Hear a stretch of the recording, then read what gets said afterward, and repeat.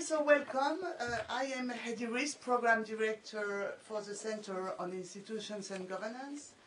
The title of the presentation today is, and Loïc Wacquant found it, Burn, Baby Burn, French Style, Roots of the Riot in Urban France.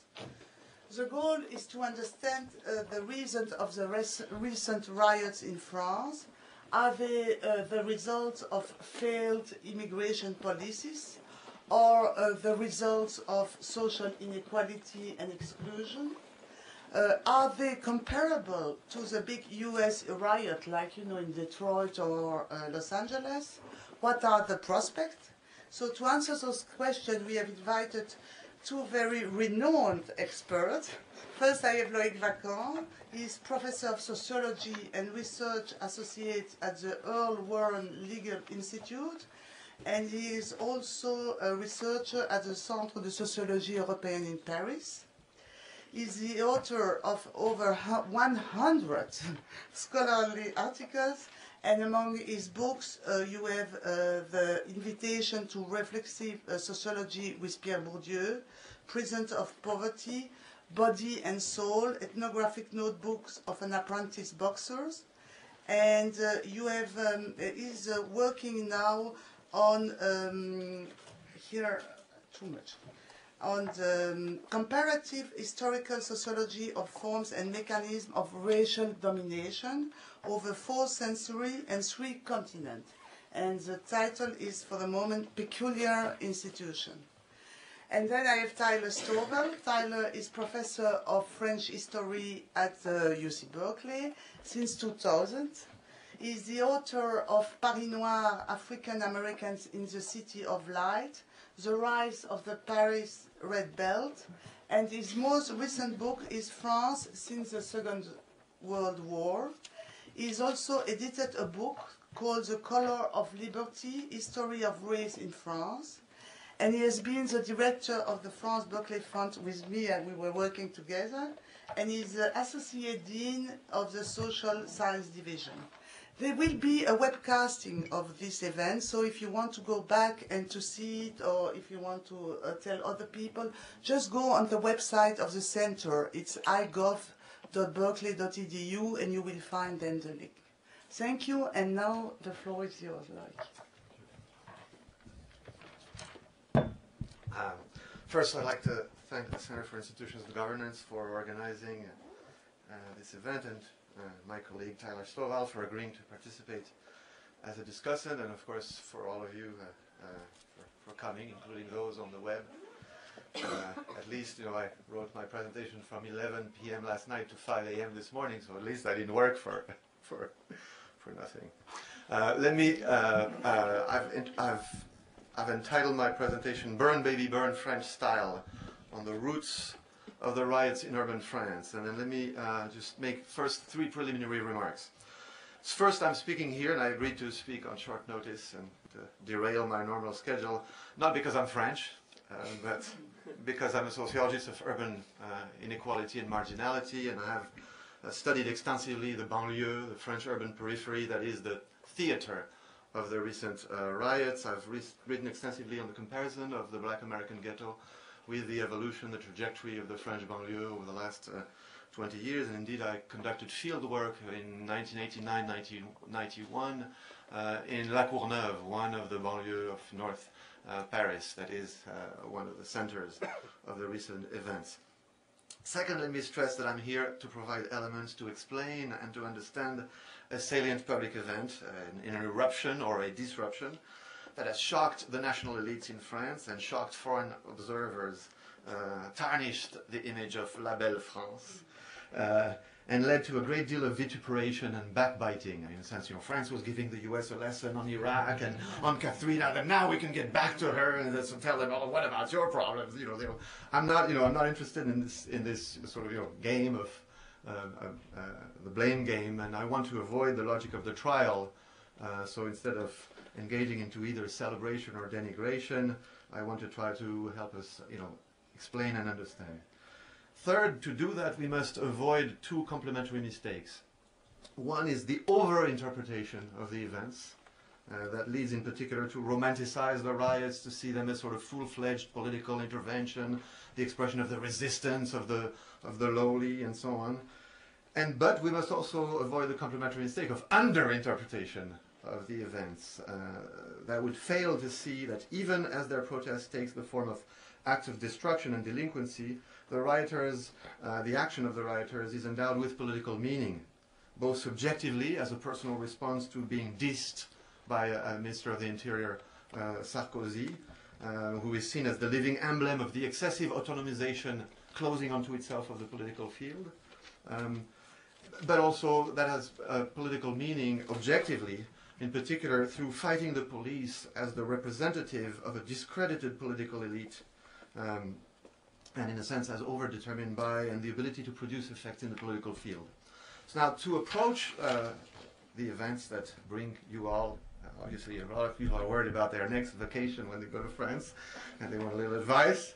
To approach the question, I propose to turn common sense around or upside down. And we are told about these events by the dominant representation portrayed by the media. This is a stunning, unexpected, unprecedented turn of events, comparable only to May 1968 in France or to the race riots that roiled the US in the 1960s. We are told also that it has involved uncontrolled violence, rampaging youth across the urban periphery of France, with pictures, beautiful pictures entitled like Paris Burning. We are told also that these riots are crucially about ethnicity and immigration. They signal the so-called failure of the integration model of France. France, in a sense, is being punished for its unwillingness to recognize, quote, race and to fight, quote, racism, two vague terms that I will use only as descriptors of the folk beliefs about the events as opposed to analytical categories that give us a purchase on it. And also we are told, relatedly, that the riots signal the emergence of full-fledged ghettos in France, thus the title that I used, ironically, Burn Baby Burn, which was the motto from the Watts riot that opened the wave of urban disorders that shook the United States in the 1960s, and that are very well chronicled in the so-called Kerner Report on Civil Disorders of 1968. And lastly, we are told that the violence has been aimless and has been deeply counterproductive. All in all, in a sense, the riots are really bad news. Well, I'm going to argue that in some paradoxical way, the riots are rather good news on a variety of fronts. They serve in particular as communicative device revealing three key problems of French society.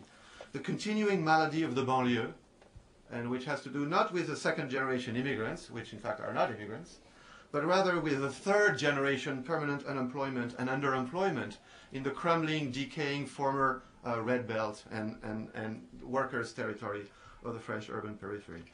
The riots also reveal the growing intolerance for discrimination, particularly discrimination when it is practiced by the state, and particularly by that agency of the state known as the police. And thirdly, it is revealing of the degree of discredit of the political elite, the blindness and lameness of the state nobility that has ruled France for the last decade, and here I include the socialist government of Lionel Jospin of 1997-2002, as well as the various Chirac government that have been in place since 2002. Now, preliminary close-up observation and comparison of these riots show first that the riots are nothing new in their roots and in their form. What is novel and what is remarkable about the recent wave of riots, in a sense, is their temporal compression and their spatial diffusion and spread. And I'll return to each of these points then. Second, I'm going to argue that the violence has been neither random nor rampaging, but rather very well calibrated, made for TV, for communicating hostility to the police and rejection of the authorities. And they have been, in a sense, a way of calling on the state to live up to its pledges and to its principles.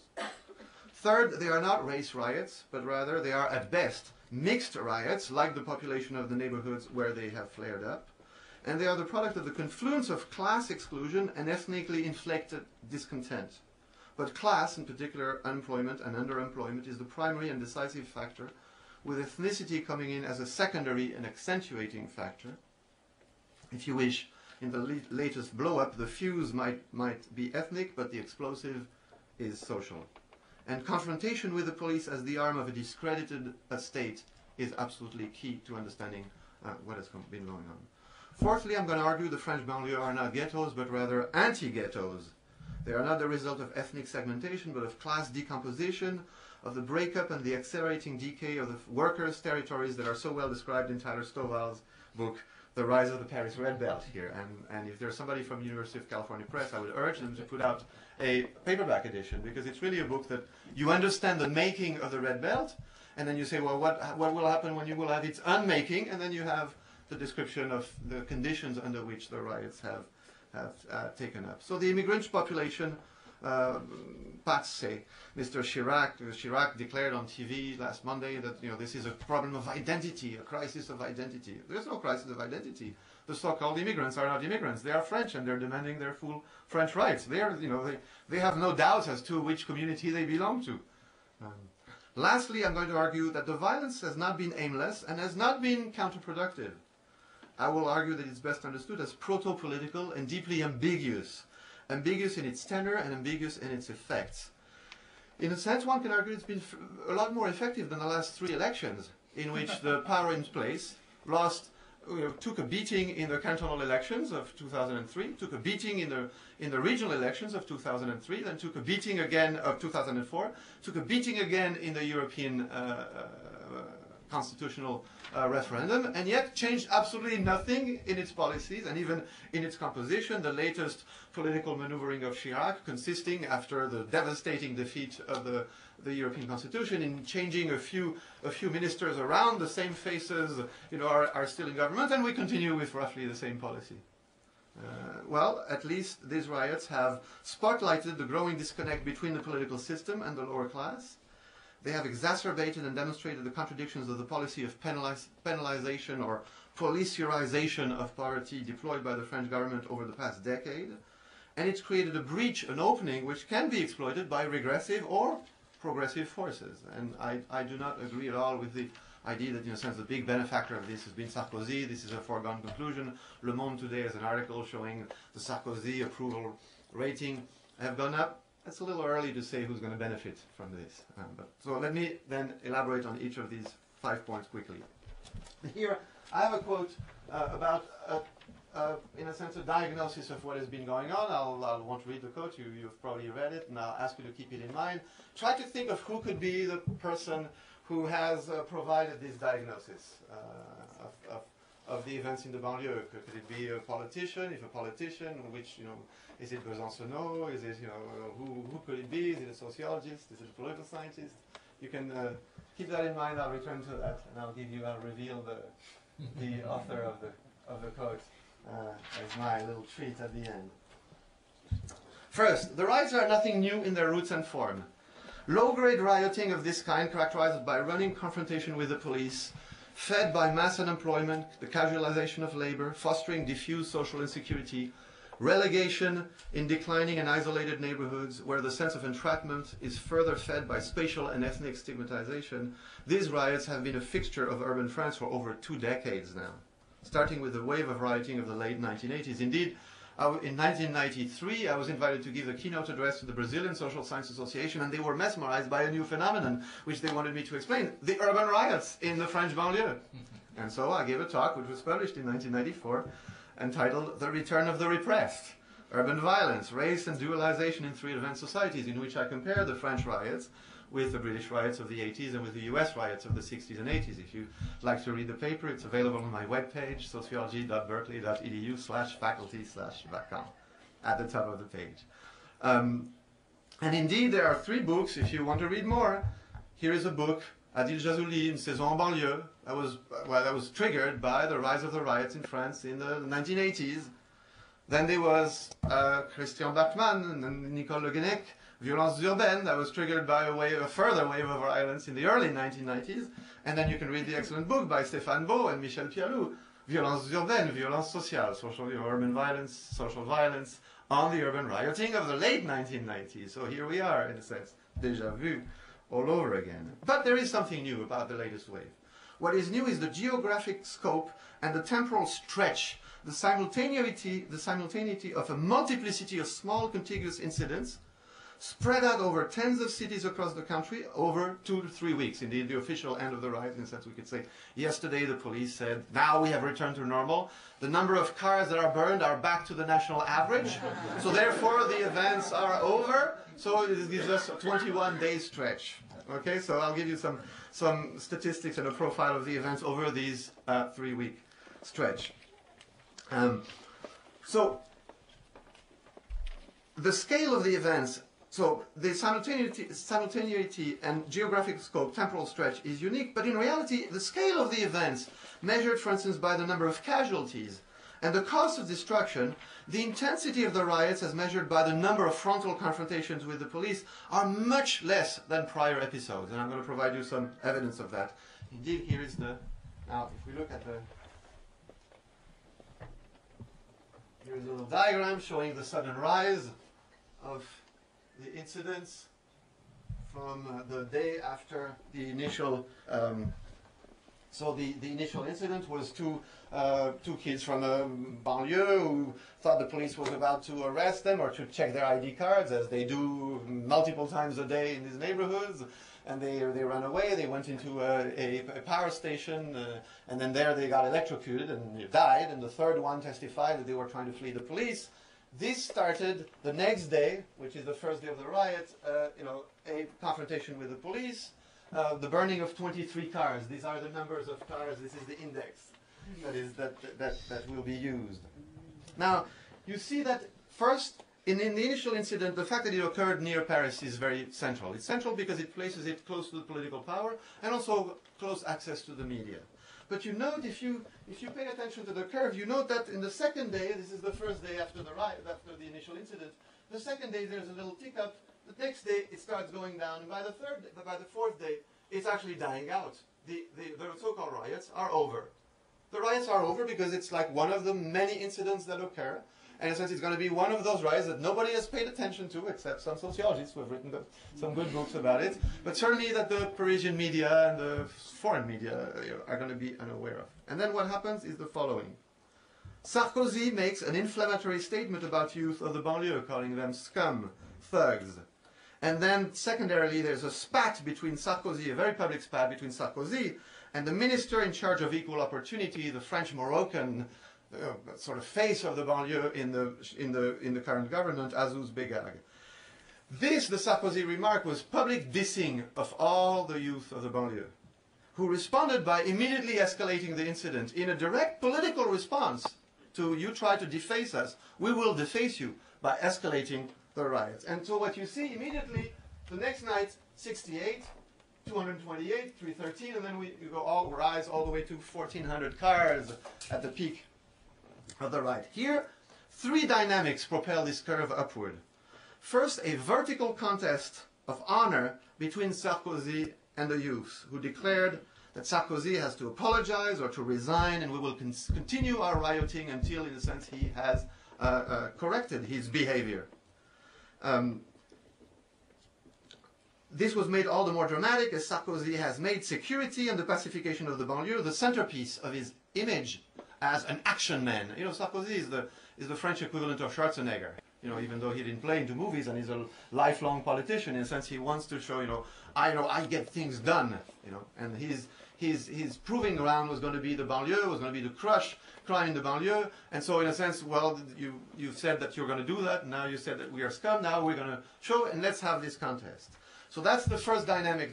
Second, two horizontal races for public visibility. One race jockeying inside of the government between Villepin and Sarkozy, who are both the right-wing putative candidates of the right to the 2007 election, jockeying to position themselves as the firmer, more action-oriented leader with a view towards being the sole candidate in the 2000 presidential contest. Indeed, the initial political treatment of the riots, which helped trigger them, is really Act 1 of the presidential race of 2007. And I'm going to argue, in a sense, that's a sad comment on the state of the political system. And I'll return to that later. So that's one horizontal race. The second horizontal race is the jockeying between the different cités, the different housing projects, who then enter into a contest to make a name for themselves by getting into the news for having burned more cars than the other cité next door and for having fought the police. And lastly, a third jockeying that is propelling this curve upward is the lack of reaction of the left and its failure to give political meaning to the initial incidents. And why? Because the Socialist Party is completely consumed in its internal battle for deciding who's going to have the upper hand inside the party and who's going to be the candidate for the 2007 elections. You know, jockeying between Hollande, Fabius, DSK, Lang, and so on, the possible return of Jospin, who was completely consumed and blinded the socialists, who failed to respond, creating this void within which the spat between Azouz Begag and Sarkozy became big news, and so was the dissing of the youth and creating this dynamic. So the riots are politically overdetermined. The stringing together of the events, the scale, the scope, the duration of the disorders is a direct byproduct of the political dynamic set off by the presidentialization of the regime that was created by the voting, the reduction of the presidential mandate from 7 to 5 years, which aligned the congressional and the presidential election, and the decision of Jospin to reverse the order of the congressional and the presidential election has created enormous pressure to presidentialize all of French politics and to make the presidential race the race that everybody expects and to turn all political activity towards that. So paradoxically, Jospin bears crucial responsibility in the setting off, indirect setting off of these riots. Second, the riots have been very spectacular, but essentially they've been made for TV and for maximum political impact. They have been neither random nor rampaging. Indeed, arguably the most distinctive feature of these riots have been how restrained they have been.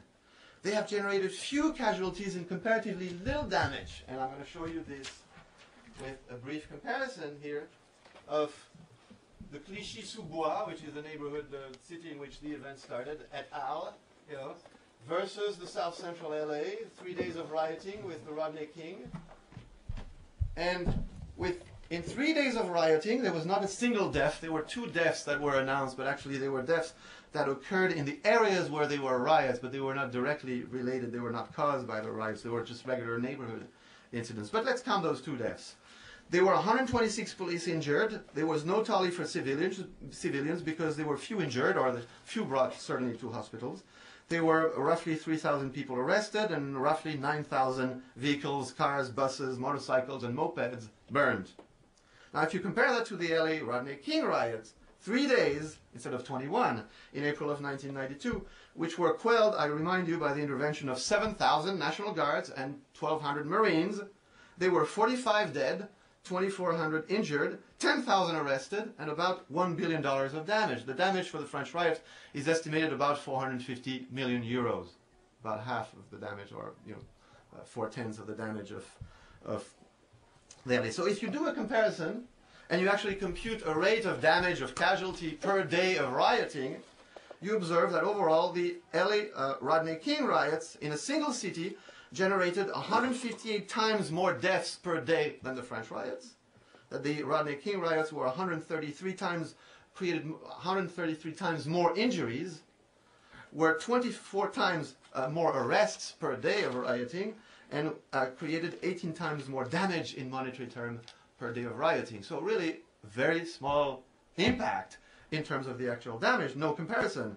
Indeed, if you compare also with previous riots occurring in France, for instance, the Vaux-en-Velin riot of October 1990, which I studied in my 1993 paper, you see that in 3 days of clashes between the local youth and the police, there were 200 cars burned, 70 injured, and damage estimated $120 million at the time. In today's dollar value rate, basically that single Vaux-en-Velin riot of 1990 created half the damage of 21 days of rioting throughout France created.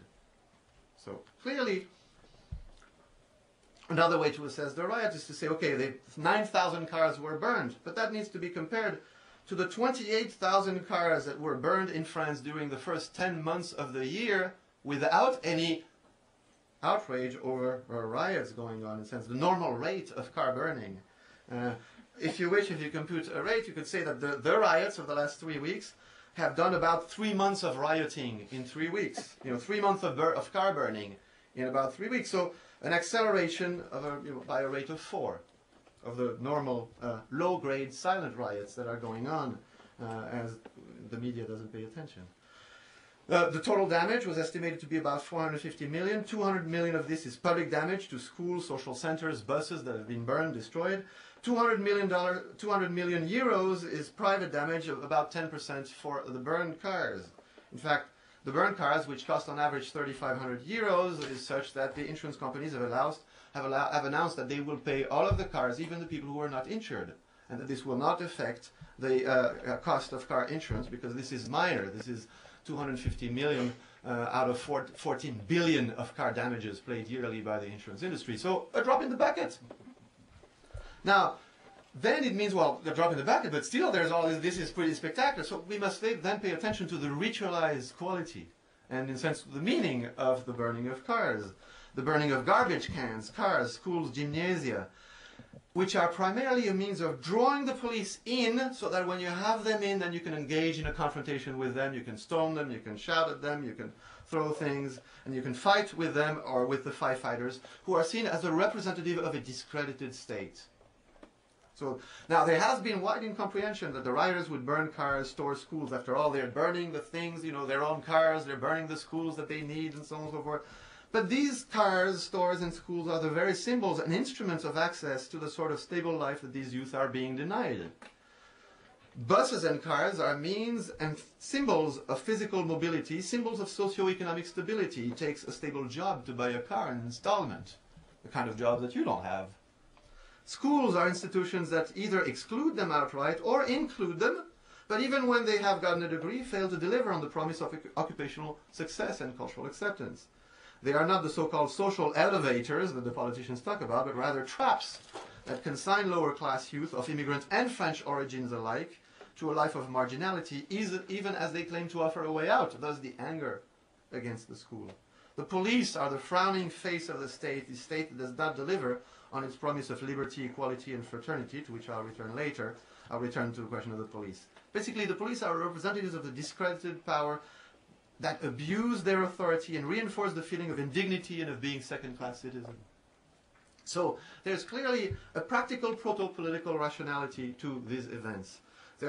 It's destroyed to express anger, rage, outrage, discredit, the discredit of the state, but do not create so much damage as to elicit castigation or real damage to persons in particular. It's particularly remarkable that in the setting buildings on fire, for instance, schools and social centers, this is always done at night so that you ensure that there's no one in there and that you will have no human casualties.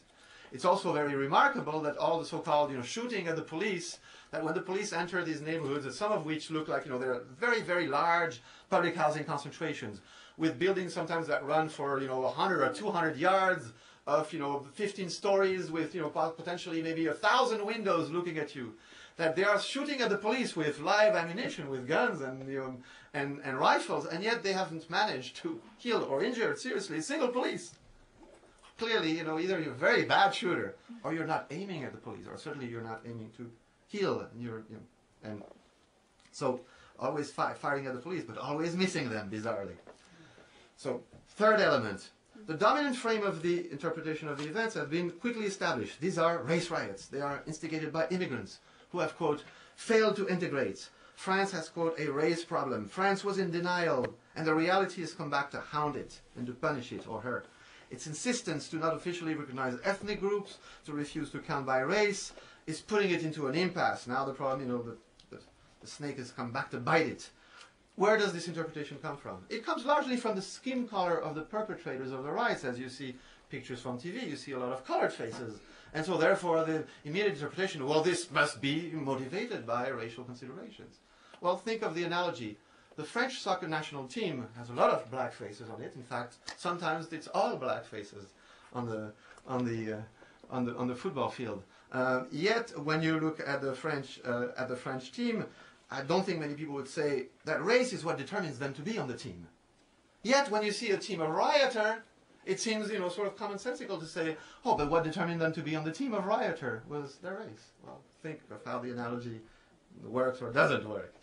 Now, it comes from the framing by the media, by politicians, and by experts. Why? Because race or ethnicity or the whole question of discrimination has become a screen to avoid having to look at a much deeper problem.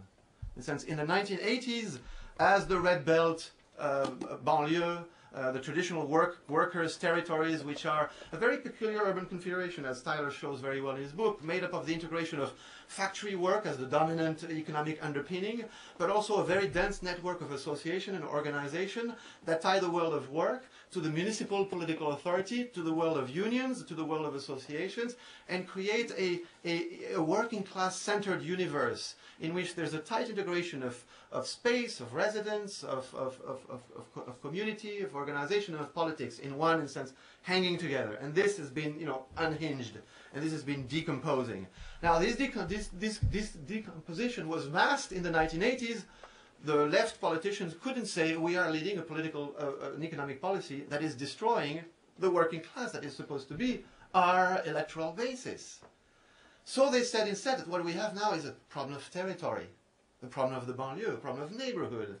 And so the territory, the territorialization of social problems was a way of avoiding facing the new social question of the unmaking of the urban proletariat, and in a sense the remaking of a new dispersed and inchoate new urban proletariat and subproletariat. Then in the 1990s, another screen was advanced to look at this. It was the screen of ethnicity and culture, and there was a whole discussion about ethnicity and multiculturalism and so on. And then by the late 1990s and the early current decade, a third screen was advanced, the screen of insecurity and crime and criminality. And in a sense, today we're seeing a combination of these two. This is a question of crime, but there's also a question of identity and ethnicity and discrimination and recognition. And the government will set up programs to recognize, to lessen, discrimination. As we say in French, to have a program to lessen discrimination, ça ne mange pas de pain. It says, it doesn't eat bread. It doesn't cost you anything. You're saying, oh, look, there are some bad employers, and there are some bad landlords who don't want to rent or don't want to hire foreigners or people who look like foreigners. We're going to say, oh, they're bad boys. And we're going to set up programs where people can protest, or we're going to enlarge the legal means of obtaining redress. But meanwhile, you're not saying, well, we need to create an employment program.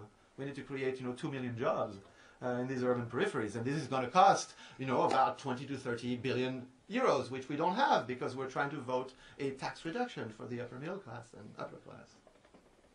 So this is the reason why the framing by the media and the politicians, paradoxically, the politicians of the left have an even greater incentive to trot out the question of the territory and ethnicity and criminality than the politicians of the right, because for them the deficit of legitimacy of having to recognize that their policies is destroying their traditional electorate is much greater than the politicians of the right. There's also been, parallel to this, the resurgence of the colonial question, and the resurgence and then the rediscovery by France, the belated discovery of its colonial past, and distant and not so distant. Okay, and I think that's an independent movement, that's an independent dynamic, but that has come in a sense, and that is interfered with arriving at a proper diagnosis of this question of the riots. And lastly, there's been the reading by the foreign media, particularly by the US media, that bring in a sense racialized lenses to the situation, and of course has all the reasons in the world to want to read its own domestic problems into the problems of others, so that it universalizes its own racial question by saying that's happening everywhere else. So this is a very good illustration of the tendency in public discourse, as well as in social science, to take ethnicity and race for granted, to see it everywhere, to over-ethnicize conflict, as soon as there are some ethnically inflected population involved. There's an excellent article on the topic by Rogers Brubaker and David Leighton in a recent issue of Annual Review of Sociology on Ethnic Violence. I urge you to read that excellent essay. But these are at best mixed riots, mixed like the neighborhoods in which they have erupted. They are the product of the confluence of class exclusion and ethnically inflected discontents, particularly treatment by the police.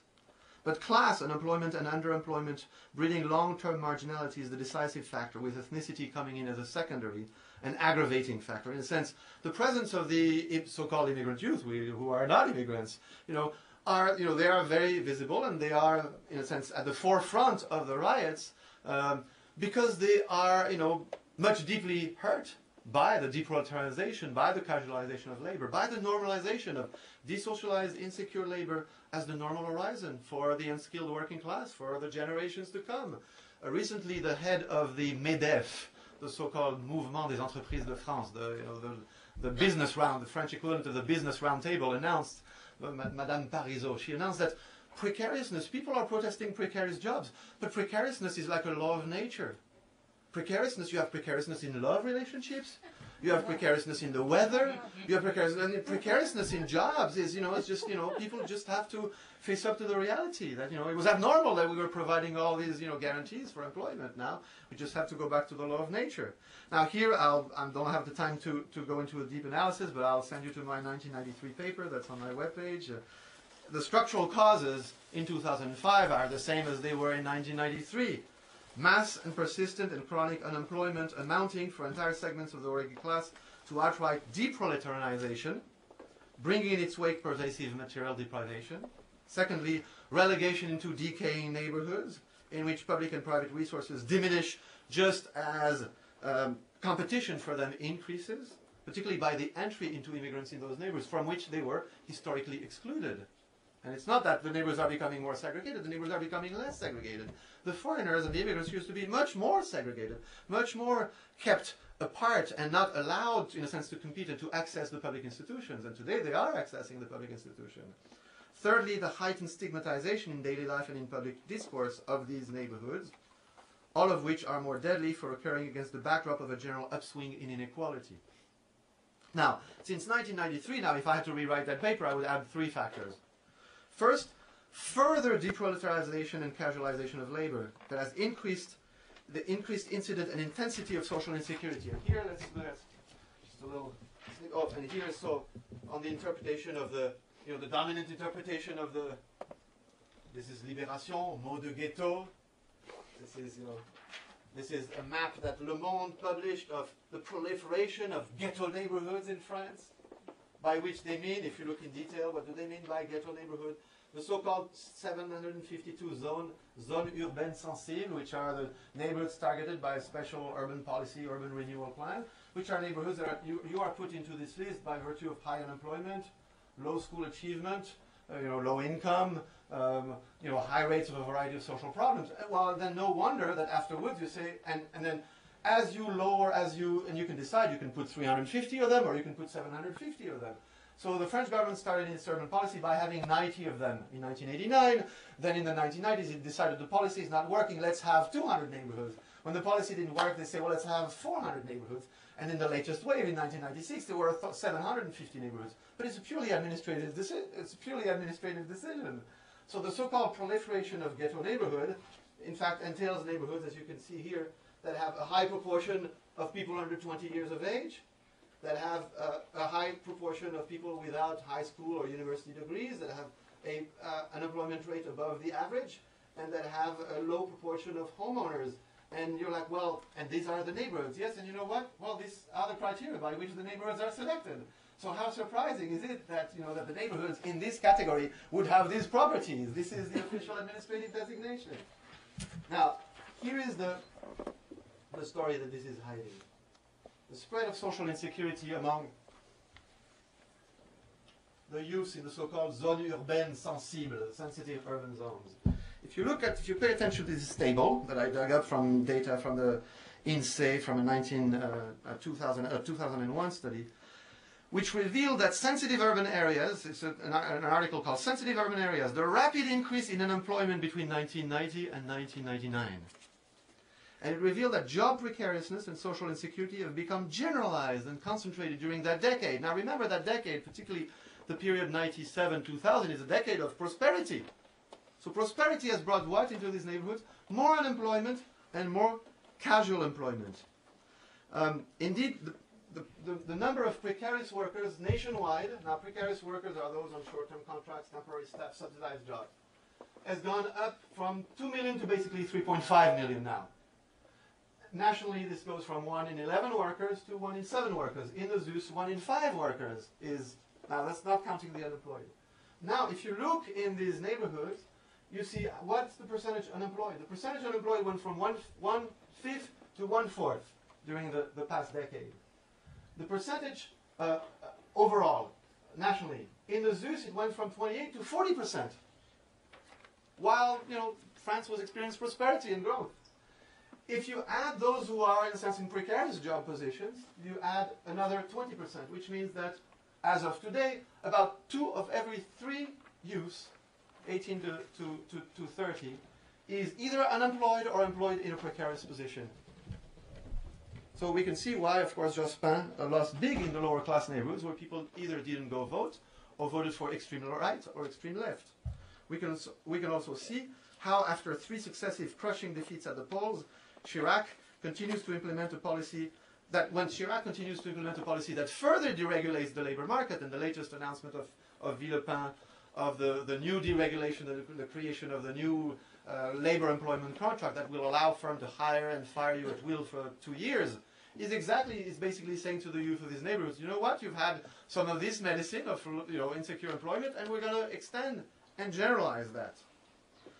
Second element that is different from 1993 is the shift to the penalization of poverty. And here I'll direct you to my book, Prisons of Poverty and Punishing the Poor, in which there's been a rolling out of aggressive policing as a means of containing the social disorders accumulating in this declining urban periphery. This was started in 1997 under the Jospin government, and this was accelerated by Raffarin and Sarkozy after the 2002 presidential election that crowned insecurity as the winning theme of the election. Now, in 1993, I wrote in my, and you'll excuse me for citing myself, for the disaffected youth of declining urban enclaves, then the police are the last buffer between them and society, and they represent the enemy. Trespassers in a territory where their rule is often openly contested and in which they incite defiance and hostility, if not aggression. And indeed, this is pretty much what we have witnessed. Now, so since Chirac came back to power in 2002, there's been an acceleration of the policy of, in a sense, police management of social disorders in the urban periphery, and there's been a shift in the policing tactic away from so-called community policing and problem-resolving police, where the police were supposed to get to know their neighborhood youth and sort of be an ongoing presence, towards very harsh frisk and arrest policies, stop and frisk policies, campaigns, sweep, intensive surveillance. So more belligerent policing at ground level, which has been more disruptive, made more disruptive by the built-in impunity of the police, which for a variety of historical and political reasons in France operates in complete, with basically very few means of controlling their behavior and redressing, police brutality and abuse. I'll give you just one example. It gives you an idea of the degree of impunity that the police enjoys in France. You have probably seen, all of you, the New Orleans incident of Mr. Robert Davis being beat up by the New Orleans police in the French Quarter in early October. It was shown ad nauseam on every cable TV, every channel. If you haven't seen it 100 times, it's it's because your TV was shut down. But there was an exactly similar incident last week of a police beating of a youth from the banlieue around a riot by 6 French policemen. He was shot by Antenne 2. It was shown on national TV on the 8 o'clock news. Immediately, Sarkozy, it was so obvious. Here he is on the ground with police beating him. Sarkozy immediately called for the police to be, apprehended, for one of them to be jailed, which is extremely rare. The next day, Antenne 2 had taken the video off of its webpage. If you go to the archives of the news of Antenne 2, which owns the tape, you will find that the only day missing of the news that you can't watch is the day when this video was shown. The video is unfindable. Why? Because you can't infringe on the dignity of the French police. To have this video is inflammatory. It's an affront to the dignity of the police. So there was enormous political pressure put on the media, and a leading media outlet agreed to withdraw this video from circulation, and it's been seen only once on the 8 o'clock news, and that was it. That gives you just a little idea of the degree of impunity that the police enjoys. So, on the one side, the Sarkozy strategy of increasing aggressive policing in this neighborhood has, in a sense, created a more grating and explosive situation. And on the other side, the Raffarin government have cut a number of social and educational programs in those same neighborhoods. And so the combination of the increase in police presence and intervention and the cuts in social and educational programs have created, in a sense, a situation ripe for an incident to occur and for the incidents to spread from there. Last argument about the so-called ghettoization.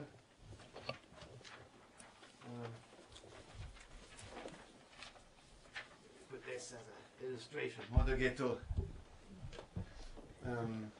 These riots are occurring in the French banlieue, and the French banlieue are said to be ghettos. Well, I've spent a fair amount of time studying the question, and the banlieue are really not ghettos, rather they are anti-ghettos. They have in a sense, the obverse properties of ghettos. And the riots are not the result of ethnic segmentation, but of class decomposition, the breakup, accelerating decay of the working-class territories. First, these banlieues are not majority immigrant, but majority French, even French of white skin and French European descent, with large and variable presence of immigrants. They contain typically immigrant presence of 15 to 30 nationalities, so very, very spread out, with no cultural unity, no common language, no overarching identity. Now, if there's one thing that characterizes ghettos historically, whether it's the Jewish ghetto in Renaissance Europe or the Black American ghetto during the 20th century, is on the contrary ethnic homogeneity and a common language and a shared culture and a clear identity, a clear territory that belongs to one group. Well, the characteristic of these territories, it doesn't belong to one group. Second, also, is typically the ghetto contain the totality of the group that is ghettoized. That is, Jews in Renaissance Europe. It's not like there's 10% of the Jews in the ghetto and 90% outside. And African Americans, when the ghetto of Chicago arises in the interwar years, it's not like there's 90% of blacks outside the black belt and then 10% inside. Well, here, this is exactly the situation that we have. Is that about 10% of the immigrants, or immigrant-descended populations, are in these neighborhoods. And most of them do not live in these neighborhoods.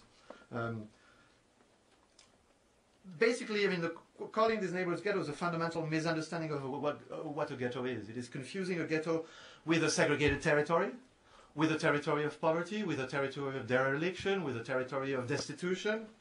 But really, a ghetto is not that. A ghetto is a very peculiar sort of urban animal that combines several different elements. A ghetto is an urban container of a stigmatized population that is constrained to reside in a particular area, where it will have its own territory, and within this territory develop its own parallel social institutions that will contain the life of the group. So a ghetto historically is comprised of four elements: stigma, constraint, spatial confinement, and institutional encasement and parallelism. That's in a sense a constructed definition of the ghetto that fits the Black American experience in the United States, the Jewish experience in Europe, or the Burakumin in Japan. Now, does it fit? It doesn't fit at all, for instance, the experience of European migrants in the American city during the 20th century, which were ethnic clusters and not ghettos. Nor does it fit the experience of streams of migrants into Western Europe, which are, in a sense, ethnic clusters and neighborhoods that, as opposed to ghettos. There is no institutional parallel structure that replaces the institution of the broader society and contains the residents of the neighborhood within these banlieues. Precisely, the complaint of the residents is the institutional vacuum that they face, is the lack of organizations and institutions. The failure of the state to deliver the normal goods that are to be expected of every French citizen. Their failure to, and their demands is not to develop their own homegrown group-specific institutions, but on the contrary, that the state provide them with the normal public services to which every French citizen is entitled. So if you look in a sense in terms of the function of the ghetto historically is to dissimulate a group, is to keep it separated. It's not to assimilate and to allow it to enter into the broader society. That's not the function of this banlieue. A ghetto historically is ethnically homogeneous. That's exactly the opposite of what we're seeing. And a ghetto historically is organizationally strong and has its own parallel institutions, and this is exactly the opposite of what we're seeing. And so in many ways, the French banlieue, like the British inner city, like the German immigrant clusters, and so on and so forth, are not ghettos, but anti-ghettos. Related to that is the question of the so-called failure of the integration model, and I can't go in depth into that, but one of the explanations, one of the tropes that strutted out to explain the latest riots is to say, well, France had this model of integration which used to work, which was that you integrated by participating into the school, the church, and military service, and you learn the great ideals of La Belle France, and you become French. Well, the failure of the integration model is not a failure today, it's a failure from the very beginning, because integration has never occurred in this fashion. The incorporation of immigrants into French population, and in a sense their transmutation from foreigners into French people, was never operated according to the school, the military service, and to the church. It was operated by incorporation into the working class. And the instruments of integration have always been the factory, the work organizations and the neighborhood-based organization of the traditional worker territory that are attached on the one side to the world of work and on the other side to the political associations of the left, and particularly the Communist Party. This is the integration. This has been the integration machine of France from the 1880s to basically the 1980s. For a century of integration has never occurred according to the so-called Republican model. It's occurred through class integration. And the breakdown of the model of integration in France has nothing to do with the Republican ideal. It has to do with the breakdown and the decomposition of the working class. Is that in a sense the bridge from foreign to national used to be the passage through working class organization. Well, as the working class decomposes, that bridge is no longer there. So where is the bridge? Well, now the bridge is the neighborhood, the school, access to public services, access to public institutions. And so paradoxically, and what is happening, in fact what is happening is that immigrants are being integrated. They are being integrated in a conflictual manner. And it's precisely because so-called integration, or at least incorporation of immigrants, is functioning that it is creating problems. If the immigration were not being incorporated, if they were in a sense remain segregated as they were in the 50s and 60s and early 70s, if they remain in their separate Sonacotra cité, in which there were absolutely no French people, it was all foreigners by definition, if they had their parallel institutions, of which they did have, in the slums that ringed Paris in the 1950s and 60s, as described, for instance, in that Abdelmalek Sayad's beautiful book on Un Nanterre Algérien, then in a sense it wouldn't be a problem. But the problem is that precisely that they have entered into public housing, they have entered and accessed, in a sense, the public institutions, and in a sense, France is finally, at long last, living up to its Republican ideal, is that immigrant incorporation is operating through the model of the school and access to public institutions, and it is creating this problem. Now, I have a whole battery of indicators where I could show you this. If you look at the demography of immigrant population, you can show that the family structure, the fertility, the mortality, morbidity patterns are becoming very rapidly like the native French population. If you look at access to school, at school success, at the occupational structure, and at occupational mobility, controlling for class. And that's the critical variable. Because the immigrants, particularly North African immigrants, Algerians and Moroccans, preeminently Algerians, are overwhelmingly working class and overwhelmingly from the lower sectors of the working class, they have very high rates of unemployment, very low rates of school success, but when you actually control and you compare French working class, French homegrown working class family and Algerian working class family, you observe that actually the Algerian sons and daughters of the French sons and daughters of these Algerian families have actually a higher rate of school success, a higher occupational structure, and now what they don't, and the higher rate of unemployment. And that's where we have to return to the specificity of discrimination on the labor market, discrimination in relation to the police, discrimination on the housing market, but discrimination that occurs within the context of the overall integration of the immigrant population. And indeed, it is the incorporation that is creating opportunities for discrimination, because if they were keeping separate, there would be no opportunity to discriminate against them. Now, what has increased now, we can maybe address that in the discussion, but, is the increase in discrimination one of the roots in the riots? No, I think, in fact, the indicators, it's hard to tell discrimination from disparity, and it's hard to ferret out and so on, but all of the indicators that we have suggest that probably there's a decrease in discrimination, but an increase in the intolerance for discrimination that continues to exist. And so the increased intolerance makes any incident of discrimination, very much more salient. Now last, and I'll close with that, we are told the violence is aimless and has been unproductive.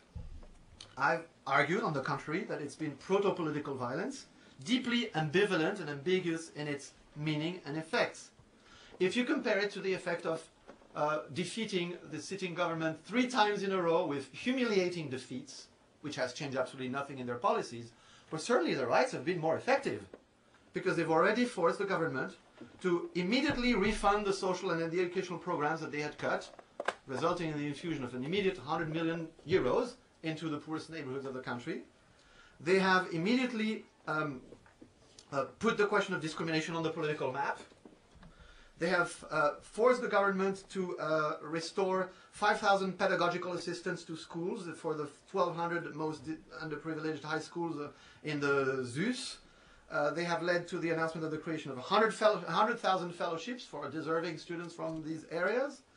20,000 publicly subsidized jobs will be targeted to these neighborhoods. Recipients of social minima will get a bonus of 1,000 euros if they find a job. If they find a job, they will keep 1,000 euros as a bonus for finding a job, and they will get to keep 150 euros of their daily social assistance stipend, even as they work. There will be a doubling of the number of adult supervisors that provide a link between families and public institutions. And there's now a discussion of returning to a less harsh style of policing. Well, if you say it's been a lot more successful than voting against this government. I mean, it's sad to say. And this takes us to the next point, which is, in a sense, the sad news that this brings about the state of the political system. And so I'll close with that, is say that also the riots have demonstrated very visibly the untenability and the built-in contradictions of the policy of penalization of poverty. Is that you want to control these neighborhoods by force, you don't have enough police. You can't do it. You want to process people through the criminal justice system, the judges, the right-wing union of judges, immediately protested the measure that said we will process people quickly because there's not enough judges. The criminal justice system is crumbling. You cannot manage your poor population with your criminal justice apparatus, except if you're the United States, which has 2.1 million people behind bars and is spending the money for it. So it has demonstrated the untenability of the penalization of poverty. The police is not numerous enough, can't control things everywhere, the courts are overwhelmed, and then the spiral of penalization is endless. As you treat social ills in lower class neighborhoods with your police, you only create more instability and more disorders, and you aggravate the very ills that you're supposed to treat. And so you periodically create erupting incidents that force you to divert more and more resources to the social control of the neighborhoods, depletes your social and economic resources to really attack the roots, and creating an ongoing festering situation. So the riots, paradoxically, to conclude, I think bear good news about French society at one level. First, the refusal of marginalization by lower class youth in these neighborhoods. In a sense, you could say if they weren't rioting, it would mean that they are accepting their fate. They're accepting the treatment of, insecure wage jobs, lousy jobs for the rest of your life, and brutal, abrasive police as your daily fare. And in a sense, you can read the latest riot as sort of an urban jacquerie. Jacquerie is an expression that describes the traditional peasant revolts of the feudal era. That comes from a 1358 episode in the Beauvaisis, where the peasants revolted against the lord and the king out of the confluence of three elements. Poverty, because there was the 100-year war, and the lords were levying a tax to pay for the freeing of the king who had been captured by the British, and so on. So a decline, a drop in the standard of living. Clearly, things are not going to get better. A discrediting of the political elite, of the lords of the time, who are embroiled in this war and who are not providing protection, who are not providing what they're supposed to provide, exactly as the French state is not providing what it's supposed to provide. And thirdly, the political authority are not controlling the police of the day. Now, the police of the day was the so-called, in 1358, was the so-called écorcheurs. They were the mercenaries that were hired by the lords and by the king to fight their war. And as the war kept going on, the écorcheurs turned against the peasant population and was abusing abusing the peasant population. And the jacquerie was a revolt against these three conditions. And in a sense, what we are seeing is an urban jacquerie against the state, for allowing, in a sense, poverty and insecurity to fester, to continue, and promising more of the same, allowing its police to be brutal and abrasive, and being thoroughly discredited. Now, so the good news is about the capacity of the lower class to refuse this long-term marginalization, this silencing, the normalization of parallel lives, lifelong social insecurity and invisibility, which the US subproletariat has been forced to accept by a combination of radical individualism, workfare, and hyper-incarceration. But it brings bad news about the politicians and about the state of the political system. In a sense, the traditional complaint of the French about the American political system is that it has lost all autonomy. It's dominated by the powers of money. Well, the complaint that one can launch to the French political system is that it's become overly autonomous. It's become totally unresponsive to the social demands which it is supposed to translate into public policies. It has become completely closed onto itself, responding only to its own internecine fights. And now we return to the site that I gave you, and this will give you an idea of the degree of discredit of the French political elite. Because have you guessed who this great analyst of urban riots is? We can't read it back here. Oh. This is Jacques Chirac. This is candidate Jacques Chirac in the 1995 presidential election campaign, saying, I will treat the social fracture, the break that is separating the lower class from the rest of society, the accumulation of employment, of despair. You know, we need an about turn in our economic and social policies. The same Jacques Chirac, who in 2002 will then run on a campaign, we ought to fight insecurity and crime. The same Jacques Chirac who came on TV last Monday, the same Jacques Chirac who is known in this banlieue as super voleur, super thief. You know, who during the 2002 presidential campaign, when he ventured rarely in these neighborhoods, was showered with eggs, you know, and you know, all kinds of debris, and insulted on French TV as super voleur, super thief, for all of the, you know, illegal shenanigans that he played, for all the graft and the diversion of public money when he was mayor of the city of Paris. Jacques Chirac, who would be in prison had he not been re-elected in 2002, who is telling the lower class population, we cannot admit crime, we cannot admit disorder, this republic is about respect for the law. Here I am telling you, here I am, you know, here I am running in 2002 on a campaign of impunity for crime, when I'm the, you know, the biggest criminal of them all, sitting in the Élysée Palace. So the discredit of the politicians is just, I mean, has reached a level that is to sort of become, you know, truly surreal. And the self-closure, the excessive autonomization of the political system unto itself is really what these riots reveal. And ultimately this shows that really the neoliberal state, which the state nobility of France is now building, is really a schizophrenic state.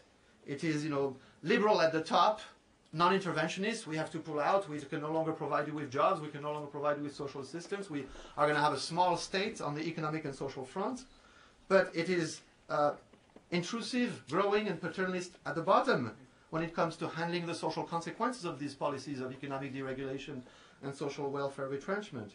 It is, in a sense, you know, a paternalist state head mounted on a liberal body. This is why I call this regime liberal paternalism.